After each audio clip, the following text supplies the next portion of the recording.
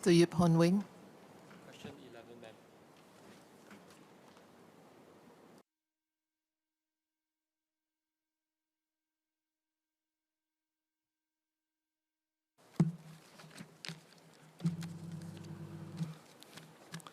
Madam, MND and HDB contribute to the whole of government effort in supporting seniors living alone through the provision of alert alarm systems, which they can use to call for help during emergencies in studio apartments or selected rental blocks. HDB also checks in on flat owners and tenants on lease management and tenancy matters as needed or upon receiving ground feedback. HDB will know of cases where seniors pass away undetected at home, either directly or through other agencies called upon to respond. The community remains a critical source of help in times of emergency. There are existing community efforts to engage seniors who are at risk, including proactive outreach by Silver Generation ambassadors under the Agency for Integrated Care and care and support services offered by the active aging centers.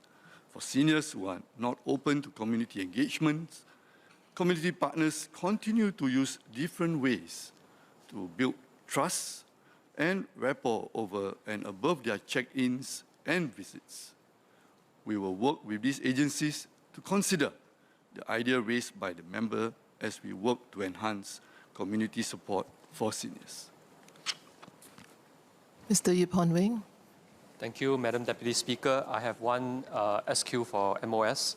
Would the Ministry consider including elderly monitoring technology that uses sensors, motion detectors, etc., as part of the EASE program or the enhancement for active seniors?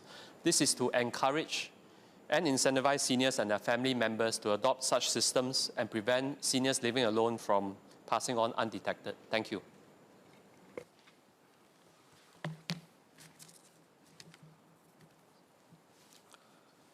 Madam, I thank the member for the SQ and also the suggestion. Indeed, we are reviewing the EASE program, and we are also exploring technological solutions for seniors to live and age well, as well as in the community. Mr. Dennis Tan. Thank you, Madam Deputy Speaker. Thank the MOS for his answers. Could I ask that the Ministry consider apportioning more resources, or the various ministry apportion more resources to the Active Aging Centre, so that they can, their staff and volunteers can have make better efforts to engage seniors who live alone, whether in two-room flexi flats or in normal three-room, four-room flats where they live alone, and especially for those who are not open to community engagement. And in that respect, can we even consider reviewing the law to see how we can improve the access of these active aging centre officers, staff or volunteers, so that they can actually pay more regular attention, not just like a one-off once a year or something like this. I know the PQ relates to seniors who pass away, specifically that was mentioned. But I think what is more important is for us to engage seniors who are living alone, who may be estranged from their families, not close to them.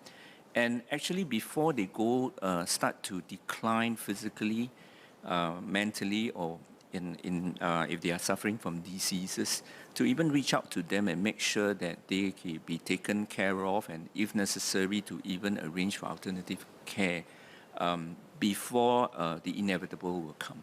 Thank you. Madam, I thank the member for the SQ. In fact, if the member has followed the discussion in this House, as well as what's happening on the ground, you can, and if you look back in maybe a decade ago, the whole ecosystem has been enhanced. Recently, MOH also shared about the AACs, and I work very closely with the AAC within my constituency as well, and I can see that not only resources have been enhanced, but I think what is key is that there are more hands on deck today, and not only those who are paid or employed, but the community coming forward. Right? You have the SSAs coming up with different ideas, some very innovative ideas, to see how we can persuade the seniors to come out, to be engaged, to be part of the whole process of living well and aging well as well. And the MOH has shared what's the plan ahead. And in fact, early this year, we launched or updated the aging plan, action plan, the Live Well and Age Well program. All this shows that a lot more is being done. But what is key, in my view, as I shared earlier, is how we can continue to galvanize the community. Because, well, ideally, no one should die alone. Nevertheless, things happen. For example, you have a heart attack, and some of the members of the public may live alone. And what is key is that as we continue this journey, we strengthen the ecosystem, we look out for one another, we minimize the effects of dying alone, or we minimize the effects of how someone will not be engaged. And at the same time, with the aspiration of how we want them to live and age well and in the community. Mr. Lewis Ng.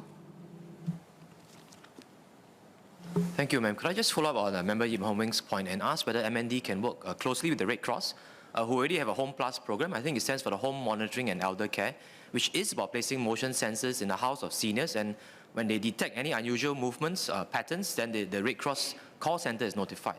I've seen how it is effective for our Nee Soon East residents, but I think with more funding and perhaps partnership from the government, it can expand further and perhaps even nationalize. Thank you. MOS. I thank the member for the SQ. As I shared earlier, we are exploring technological solutions, and we will look at existing programs as well as explore how we can enhance this journey for our seniors.